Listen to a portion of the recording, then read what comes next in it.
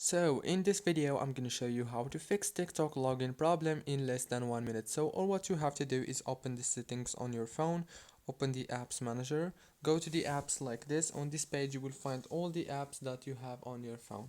So all what you want to do is very simple, just click on TikTok like this, and then you have to go into this option here, click on force stop, and then go to the internal storage, click on clear data, and then click delete. This includes all files, settings, accounts, databases.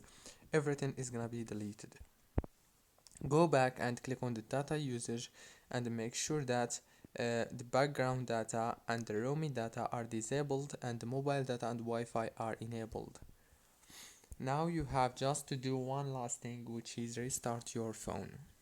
Don't forget to like, subscribe. Thank you so much for watching this tutorial until the very end. See you later.